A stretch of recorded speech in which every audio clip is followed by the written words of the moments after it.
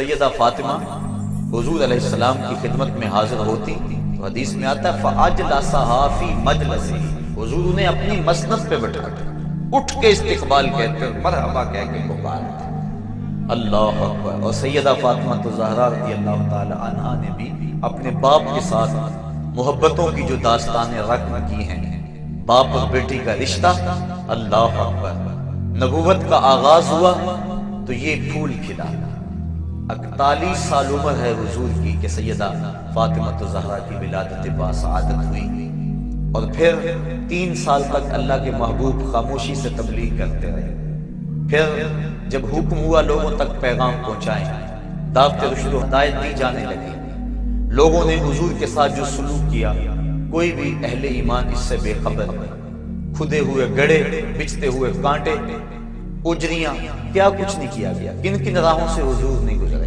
آج تو ہمارے لیے دین بڑا آسان ہے، ہم مسجد میں آئے تو اے سی لگے ہوئے تھے، سردیوں میں گرم پانی دستیاب تھا، ہمارے لیے قالین بچھے ہوئے تھے، ہم نے مشکل نہیں سہی اس دین کے لیے۔ لیکن پوچھو ان سے جنہوں نے اس دین کے لیے طائف کے بازاروں سے پتھر کھائے، اس دین کے لیے انہوں نے دکھ سہے، اذیتیں سہی، حضور علیہ السلام پر اجری ڈال دی جاتی رہی۔ حضرت سیدہ فاطمہ الزہرا رضی اللہ تعالی عنہا نے جب دیکھا ننھی عمر ہے، 9-10 سال کی عمر ہے، کہ دیکھا کہ کافر حضور کے جسم اطہر کے اوپر اجری ڈال گئے، تو وہ آئیں اور حضور کے سر سے اجری کو اتارا اور سر انور کو دھو رہی ہیں اور ساتھ رو رہی ہیں۔ کبھی حضور کے جسم پر اس قدر پتھر مارے جاتے ہیں کہ جسم لہو لہان ہو جاتا ہے، خون رکنے نہیں پاتا۔ معصوم بچی حضرت سیدہ فاطمہ الزہرا رضی اللہ تعالی عنہا، وہ چٹائی جس چٹائی پہ سجدے کیا کرتی تھی، کھجور کا بنا ہوا وہ مصلی، اس کو جلا کر اس کی راکھ حضور کے زخموں میں ڈالتی ہیں تاکہ حضور کا خون رک جائے۔ آقا کریم علیہ السلام سے کبھی شکوہ نہیں کیا۔ بیٹیاں باپ سے مطالبہ کرتی ہیں، لیکن تاریخ بتاتی ہے کہ سیدہ فاطمہ حضور سے کبھی کوئی مطالبہ نہیں کیا۔ ایک دن انتہائی بے تابی حضور کی خدمت میں حاضر ہوئی، آقا کریم علیہ السلام سے عرض کی کہ حضور بھوک اس قدر ہے کہ مجھ سے اب برداشت نہیں ہو رہی، آپ اللہ کی بارگاہ میں دعا کریں کہ میرے اس دکھ کا مداوع ہو جائے۔ آقا کریم جب بیٹی کو بھوک اور پیاس کی حالت میں تڑپتے ہوئے دیکھا، کونین کے خزانوں کا مالک اگر چاہتا تو جنت سے خوشے حضور کھینچ کے زمین پہ لے آتے اور فاطمہ کا گھر پھلوں سے بھر دیتے، انہیں ایک لمحہ کی بھوک بھی برداشت نہ کرنا پڑتی، لیکن آقا کریم نے سیدہ فاطمہ کی پشت پہ ہاتھ پھیرا اور ساتھ دعا دی، اے اللہ میری بیٹی فاطمہ کو بھوک ستایا نہ کر۔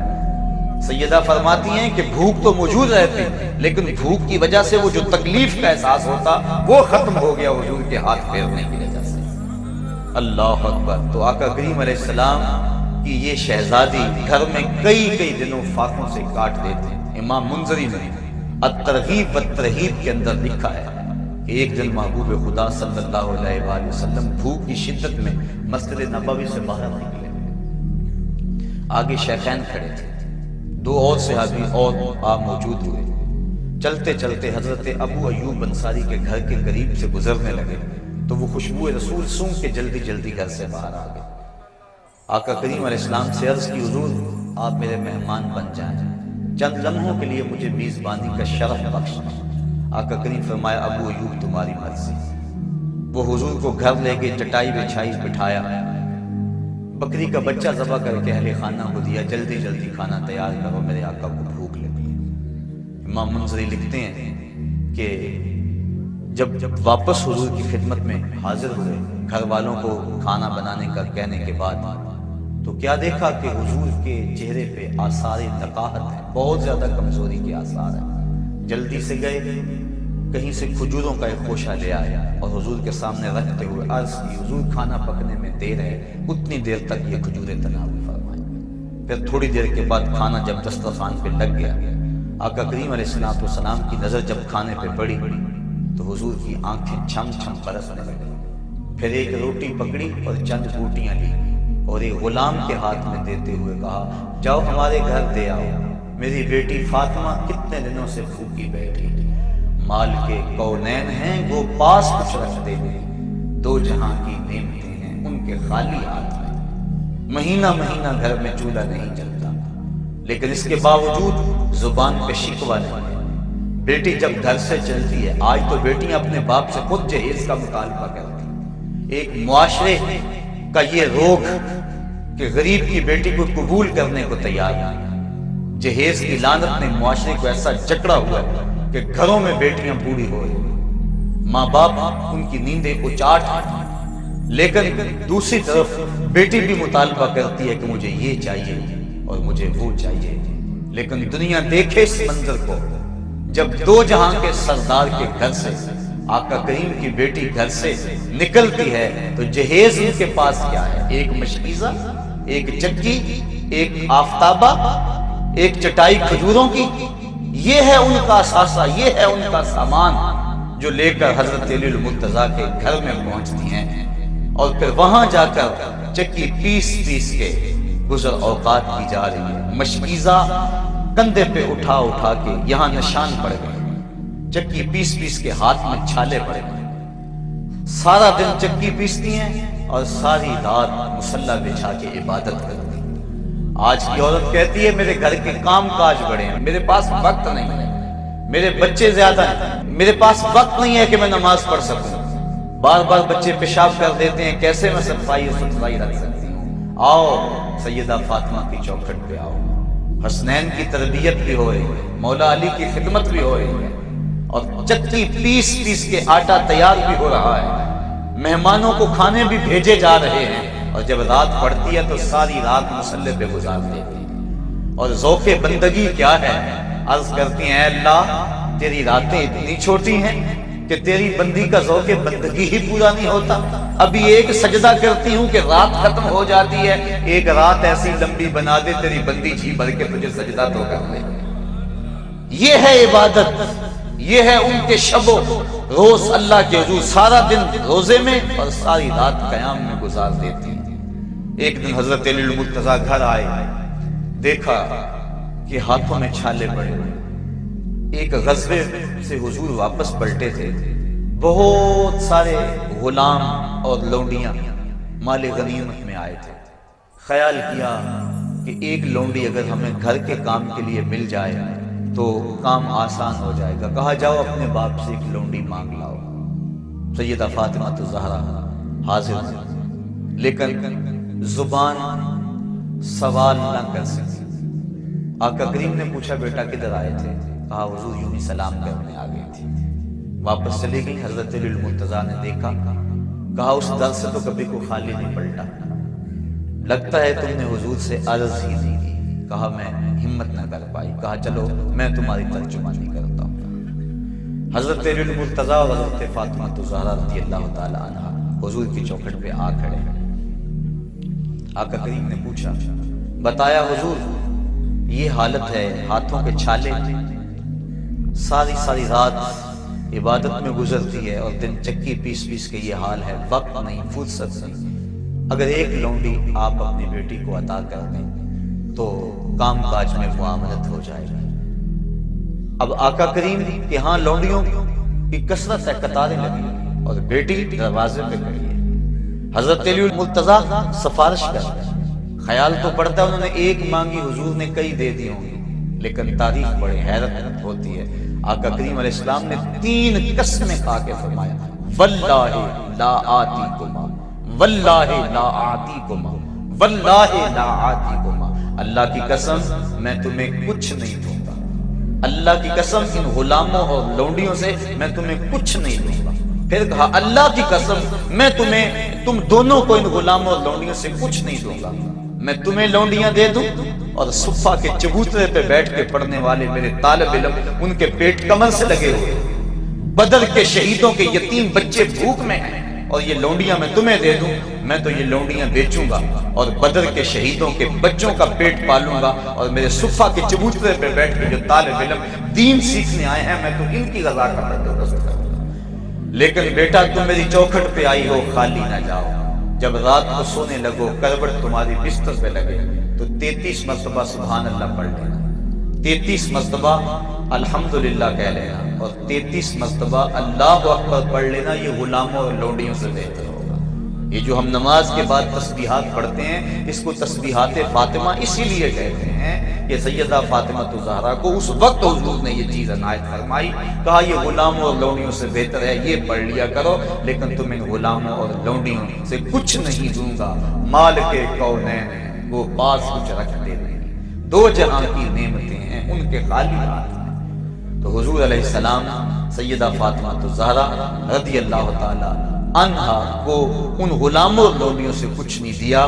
آقا کریم اپنی بیٹی سے بے پناہ محبت کرنے کے باوجود حضور نے ان کو اس انداز کے ساتھ جو ہے وہ جواب دیا تاکہ ان کا تعلق دنیاوی مال و اسباب سے نہ ہو بلکہ ان کا سارا تعلق اپنے رب کے ساتھ ہو، اور یقیناً وہ بھی یہ چاہتی تھی، انہوں نے بھی کبھی زبان پہ حرف شقائق نہیں لائی۔ یہ حضرت دلیل المرتضیٰ کے کہنے پہ اگر حاضر بھی ہوئی تو آقا کریم نے فرمایا کہ میں تجھے ان میں سے کچھ نہیں دوں گا۔ حضرت سیدہ فاطمہ الزہرا رضی اللہ تعالی عنہا راتوں کو اٹھ اٹھ کے کثرت کے ساتھ اور دن کو بھی مصلی بچھا بچھا کے رویا کرتے تھے۔ ایک دن حسنین کریمین نے پوچھا کہ امی آپ کثرت سے کیوں روتی ہیں، کیا مسئلہ ہے؟ تو سیدہ فاطمہ الزہرا نے عرض کی کہ بیٹو مجھے تمہارے نانے کی امت کا غم رلا رہا ہے، یہ امت کی غم خاری کا عالم ہے سیدہ فاطمہ الزہرا رضی اللہ تعالی عنہا کا۔ اپنے پیٹ بھوکے ہیں لیکن اگر دروازے پہ سائل آیا تو وہ خالی نہیں موڑا جا رہا۔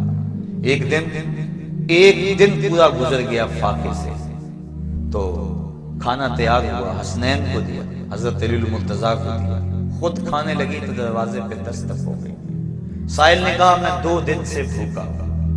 کہا بیٹا جاؤ سائل کو کھانا دے آؤ۔ کہا امی آپ بھی کھا لیں، آپ بھی تو 1 دن سے بھوکی ہیں۔ کہا میں تو 1 دن سے بھوکی اور وہ 2 دن سے بھوکا ہے، لہٰذا اس کا حق بنتا ہے کہ یہ وہ کھانا کھائے۔ اپنا پیٹ کاٹ کاٹ کے لوگوں تک جو ہے وہ پہنچاتے رہے، یتیم کو، مسکین کو، اسیر کو راہ خدا کے اندر لٹاتے رہے۔ اپنے جو لباس پہنا ہوا تھا حضرت سیدہ فاطمہ الزہرا نے، اس کے اوپر 12 پیبند لگے تھے اور اون جو اونٹ کی اون کا وہ بنا ہوا تھا اور 12 پیبند اس کے اوپر لگے تھے۔ یہ استغنا کا عالم ہے۔ تو سیدہ فاطمہ الزہرا رضی اللہ تعالی عنہا کو جس روپ کے اندر بھی دیکھو آپ بے مثال اور بے مثل نظر آ رہی ہیں۔ بیٹی ہونے کی حیثیت سے دیکھو تو جو اعزاز ان کو حاصل ہے کائنات کی کسی اور عورت کو حاصل نہیں ہے۔ اللہ اکبر۔ اور اگر بیوی ہونے کی حیثیت سے دیکھو تو شہزادی کونین ہونے کے باوجود حضرت دلیل المرتضیٰ کے گھر میں جب پہنچتی ہے تو خدمت میں کوتاہی نہیں آئی۔ آج بڑے گھر کی کوئی عورت شادی ہونے کے بعد کہتی ہے کہ میں تو کبھی کام کاج اپنے میکے گھر کیا نہیں تھا، لہٰذا میں خامد کی خدمت اور شوہر کی اطاعت کیوں بجانا؟ لیکن حضور سے بڑا گھر کس کا ہو سکتا ہے؟ شہزادی کونین ہیں، جب یہاں حضرت دلیل المرتضیٰ کے گھر گئی ہیں، حضرت دلیل المرتضیٰ کی خدمت کو اپنا شعار بنایا ہوا ہے۔ اور آقا کریم نے 4 اشخاص کے بارے میں فرمایا کہ جنت میں جانے سنے کوئی چیز نہیں روک سکتی، ان میں سے ایک فرمایا وہ عورت جس نے اس حال کے اندر موت پائی کہ اس کا خامند اس سے راضی تھا۔ فرمایا جنت کے جس دروازے سے چاہے گزر جائے اس کو کوئی روکنے والا موجود نہیں ہوگا۔ اللہ اکبر۔ ماں ہونے کی حیثیت سے یہ عورت کا اہم ترین روپ ہے، اہم ترین روپ عورت کا ماں کا روپ ہے۔ ماں کی آغوش میں ایک قوم بنتی ہے۔ ایک مفکر نے کہا تھا مجھے اچھی مائیں دے دو میں تجھے ایک بہترین قوم دے دیتا ہوں۔ تو ماؤں کے لیے اسوہ اگر ہے تو وہ سیدہ فاطمہ الزہرا کا روشن اسوہ ہے۔ اقبال کہتا ہے مزرعے تسلیم را حاصل بطول، مادرا را اسوہ کامل بطول۔ ماؤں کے لیے اگر کوئی کامل اسوہ موجود ہے تو وہ سیدہ فاطمہ الزہرا کا اسوہ موجود ہے۔ سیدہ فاطمہ الزہرا نے قرآن کی لوریاں دے دے کے حسنین کریمین کی پرورش کی۔ کربلا کے تپتے ہوئے ریگزار میں یزیدوں کے مقابلے میں پوری قوت کے ساتھ جو کھڑے رہے، قضا تیرے برہنہ لیے خوف زدہ کرتی رہی، لیکن حسین کے پائے استقلال میں لغزش نہیں آئی۔ 72 لاشیں کٹ کٹ کے گرے اور کندھوں پہ اٹھا کے خیموں تک لے آئے، لیکن زبان سے اف تک بھی نہیں، ہائے کا لفظ بھی زبان پر نہیں آیا۔ یہ استقامت، یہ جرأت، یہ حسین ابن علی کی جو تربیت فاطمہ الزہرا نے کی ہے یہ اس کے اثرات تھے۔ انہوں نے بھوک کاٹ لی، پیٹ پہ پتھر باندھ لیے ہاتھوں میں جو ہے وہ چھالے پڑ گئے چکی پیس پیس کے، لیکن حرف شکایت لبوں پر نہیں آیا تھا۔ جس ماحول میں پرورش پائی تھی آج اس کے اثرات دیکھنے میں آ رہے ہیں۔ 72 افراد 36,000 افراد کے سامنے تنے تنہا کھڑے ہیں، اور حضرت امام علی مقام کے پائے ثبات میں لغزش اور لرزش نہیں آ رہی ہے۔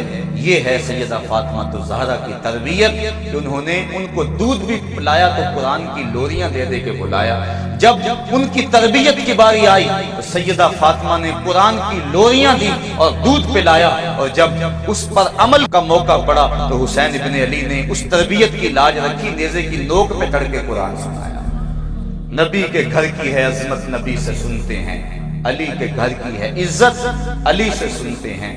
وہ جس نے معزز کیا گھرانے کو، حسین پال کے جس نے دیا زمانے کو۔ تو سیدہ فاطمہ الزہرا کا وجود ماؤں کے لیے ایک روشن اسوہ ہے۔ اقبال نے ایک بڑی خوبصورت بات کی، وہ کہتے ہیں پندے ز درویش پذیری، اگر پندے ز درویش پذیری، ہزار امت بمیرت تو نہ میری، بطول باش و پنہا شو ازی اصف کے در آغوش شبگیر بگیری۔ کہا ایک درویش کی بات سن لے، ہزار امت مر جائے لیکن امت مسلمہ تجھے کبھی موت نہیں آ سکتی۔ اور وہ نصیحت اور پند کیا ہے؟ کہا بطول بن جا اور زمانے کی نظروں سے پوشیدہ ہو جا، پھر تیری وہ آغوش میں بھی حسین جیسے بچے جنم لیں گے۔ تو بطول بن جا، بطول کی جانشین بن جا، اور اپنے پردے کی حفاظت کر۔ پردے کی حفاظت کے باب میں سیدہ فاطمہ الزہرا کا جو کردار ہے، کائنات کے اندر ایک ایسی مثال ہے کہ جس کی مثل موجود نہیں ہے۔ آقا کریم علیہ السلام نے جب صحابہ سے پردے کے بارے میں پوچھا تو کسی نے کچھ کہا، کسی نے کچھ کہا، تو حضرت علی المرتضیٰ حضرت فاطمہ الزہرا کے پاس چپکے سے چلے گئے اور جا کے پوچھ کر کے آ کے بتایا، تو آقا کریم نے کہا یہ تو میرے بیٹی کی بات لگتی ہے۔ تو انہوں نے کہا کہ عورت کے لیے بہترین پردہ یہ ہے کہ نہ وہ کسی کو دیکھے اور نہ اس کو کوئی دیکھے، بلکہ سیدہ فاطمہ الزہرا کو سب سے زیادہ پریشانی یہ تھی۔ حضرت اسماء بنت امیس رضی اللہ تعالی عنہا ان کو اکثر کہا کرتی تھی کہ مجھے یہ پریشانی ہے کہ جب بندہ مر جاتا اور اس کے اوپر چادر ڈال کر چارپائی پہ اٹھا کے قبرستان کی طرف لے جاتے ہیں تو جب جھٹکے لگتے ہیں تو جسم جنبش کرتا ہے، جس سے عورت کے وجود کا اظہار ہوتا ہے۔ میں سب سے زیادہ اس پریشانی میں ہوں کہ اس وقت تو بندہ بے بس ہوتا ہے تو اس وقت کہیں جو ہے وہ جسم کی ساتھ تک لوگوں کو نظر نہ آئے۔ تو حضرت اسماء بنت امیس کہتی ہیں کہ حبشے کے اندر لوگ ایسے کرتے ہیں کہ وہ کھجور کے ڈنڈے باندھ کر چارپائی کے ساتھ اوپر کپڑا ڈال دیتے ہیں۔ کہتے ہیں میں نے باقاعدہ وہ نقشہ بنا کر دکھایا کہ کمان کی شکل کے اندر چارپائی سے ایک ڈنڈا باندھا اور دوسری جمع باندھ دیا، پھر اس طرح باندھا، اور اس طرح میں نے جو ہے وہ دکھایا اور اس کے اوپر کپڑا ڈال دیا۔ تو سیدہ فاطمہ الزہرا کا اضطراب ختم ہوا۔ کہا مجھے سب سے بڑی پریشانی یہ تھی کہ بعد از انتقال میرے پردے کا کیا ہوگا۔ اب تم نے یہ جو آئیڈیا دیا ہے، یہ جو موجودہ ڈولی ہے جنازے کی، یہ آئیڈیا حضرت اسماء بنت امیس کا ہے اور اس کو پاس حضرت فاطمہ الزہرا نے کیا ہے، اور اس سے مرد اور عورت کے جنازے کا فرق بھی سمجھ میں آ جاتا ہے، اور جو ہے وہ عورت کے اعضاء بھی نہیں جھلکتے، سامنے نہیں آتے، اور جسم بھی نظر نہیں آتا۔ تو سیدہ فاطمہ الزہرا کہتی تھی کہ مجھے اس بات کا ڈر لگتا ہے کہ انتقال کے بعد کیا ہوگا۔ اللہ تعالیٰ جل شانہ نے ان کو ایک راستہ دے دیا، اور یہ ہے ان کے پردے کی کیفیت۔ آج کی عورت پردے کو بوجھ سمجھتی ہے، پردے کو اپنے لیے عذاب سمجھتی ہے، اپنے گھر کی اونچی اونچی چار دیواری کو اپنے لیے قید خانہ سمجھتی ہے۔ یہ پچھلے دنوں کے اندر میڈیا کے اوپر یہ تبصرہ ہوتا رہا اور حجاب کا تمسخر اڑایا جاتا رہا۔ آنکھ کے پردے کی بات کی جاتی ہے، دل کے پردے کی بات کی جاتی ہے، اور اسلام نے جو عورت کو پردے کی تاکید کی، اے نبی کی بیٹیوں اپنے اوپر اوڑھنیاں خوب اوڑھ لو، اور جو ہے وہ اپنی زینت کی چیزوں کو پوشیدہ رکھو۔ جو حکم دیا گیا آج ان احکام کا تمسخر اڑایا جا رہا ہے۔ عورت تو اس قدر پردے کی چیز ہے کہ اللہ تعالیٰ نے ارشاد فرمایا کہ تو گھر کی چار دیواری میں اتنے زور سے قدم بھی نہ رکھے کہ تیرے پاؤں میں پڑے ہوئے پازیب کی چھنکار باہر گزرتے ہوئے غیر مرد کے کانوں تک پہنچے، بلکہ عورت کی آواز کو پردہ رکھا گیا۔ حضرت ابو ہریرہ رضی اللہ تعالی عنہ نے ایک عورت کو دیکھا کہ وہ خوشبو لگایا ہے۔ عورت کو خوشبو لگانا منع کیا گیا ہے۔ دو طرح کی خوشبو ہیں، ایک خوشبو وہ ہے جس کا رنگ نہیں ہے، خوشبو ظاہر ہے، اور ایک خوشبو وہ ہے جس کی خوشبو ظاہر نہیں ہے، رنگ نظر آتا ہے، جس طرح مہندی وغیرہ۔ عورت کے لیے مسنون ہے جس کی خوشبو مہک نہیں آتی بلکہ رنگ ہے، اور مرد کے لیے وہ ہے جس کا رنگ نہ ہو بلکہ جس کی مہک ہو۔